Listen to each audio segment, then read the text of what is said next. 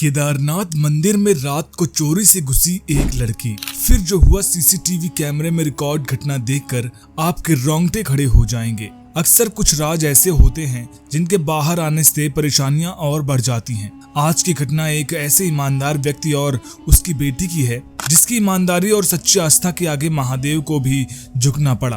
तो चलिए आज की घटना की शुरुआत करते हैं, लेकिन उससे पहले महादेव के सभी सच्चे भक्त कमेंट बॉक्स में हर हर महादेव जरूर लिखिएगा और इस चैनल को सब्सक्राइब करना मत भूलिएगा। आज की कहानी है ऋषिकेश में रहने वाली रचना की और उनके पिता चंद्र की। रचना की माँ इस दुनिया में नहीं थी। रचना ने बचपन से अपने पिता को देखा।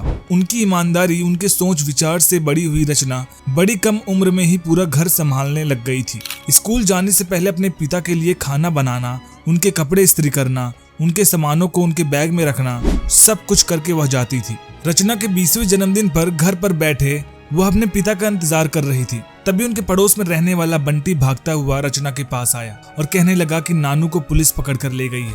यह सुनकर रचना के पैरों तले जमीन खिसक गई। रचना महादेव की भक्त थी। उसने केवल महादेव की तरफ देखा और हाथ जोड़कर उनसे कहने लगी कि अब उससे क्या कमी रह गई है कि आज उसके पिता को यह दिन देखना पड़ा। बंटी के साथ रचना भागती हुई पुलिस स्टेशन पहुंची। वहां जाकर उसे पता चला कि उसके पिता पर रिश्वत लेने का आरोप लगा है। रचना को इस बात पर यकीन ही नहीं हुआ। उसे मालूम था कि उसके पिता को फंसाया जा रहा है, क्योंकि जो पिता बचपन से ईमानदारी और सच्चाई का पाठ पढ़ाए वह चंद पैसों के लिए अपनी ईमानदारी नहीं बेच सकता। उसने न्यायालय का दरवाजा खटखटाया, लेकिन उसके पिता पर इतने गंभीर आरोप भी लगे थे कि उसकी सारी मेहनत बेकार चली गई। वहां से निराश रचना ने महादेव के दर्शन करने का सोचा और वह केदारनाथ चली गई। रचना रात के 9 बजे केदारनाथ पहुंची। रात के गहरे अंधेरे में केदारनाथ मंदिर की शांत वादियों में हलचल का कोई नामो निशान नहीं था। सर्द हवाओं के बीच मंदिर की प्राचीन दीवारें खामोश थीं, जैसे किसी गहरे रहस्य को अपने भीतर समेटे हुए है। इसी मंदिर में अर्धरात्र के समय एक छाया धीरे धीरे मंदिर के मुख्य द्वार की ओर बढ़ी।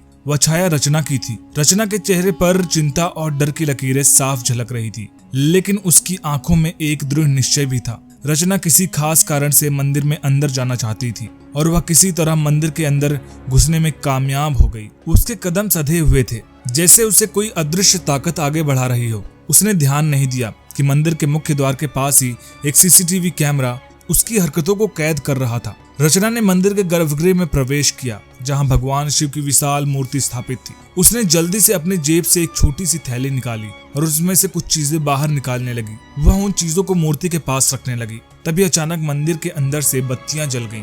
रचना की धड़कनें तेज हो गई। उसने पीछे मुड़कर देखा, लेकिन वहां कोई नहीं था। उसी समय सीसीटीवी रूम में सुरक्षा कर्मी नंदू जी अपना नियमित निरीक्षण कर रहे थे। उन्होंने अचानक स्क्रीन पर रचना को देखा और चौकन्ने हो गए। नंदू जी ने तुरंत अपने सहकर्मी महेश को बुलाया और दोनों ने कैमरे की रिकॉर्डिंग पर ध्यान दिया। स्क्रीन पर दिखाई दे रहा था कि रचना मूर्ति के पास कुछ अजीब सी चीजें रख रही थी। अचानक मूर्ति के पास की दीवारों पर एक अजीब सी रोशनी फैलने लगी। वो रोशनी इतनी तेज थी कि रचना ने अपनी आंखें बंद कर ली।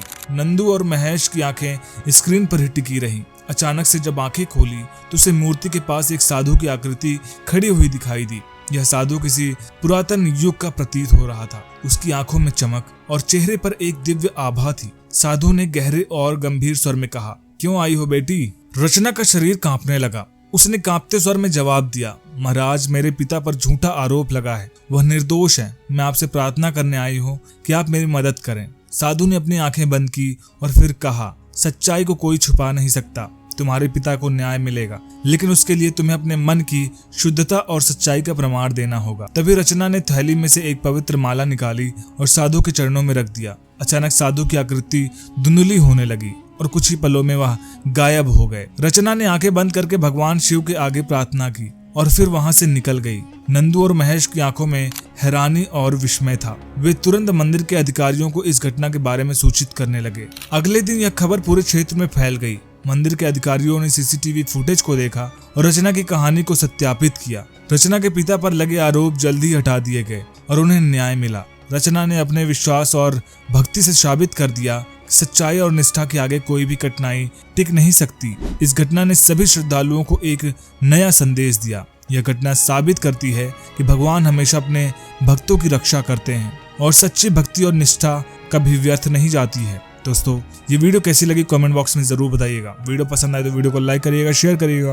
और चैनल को सब्सक्राइब करना मत भूलिएगा। हर हर महादेव।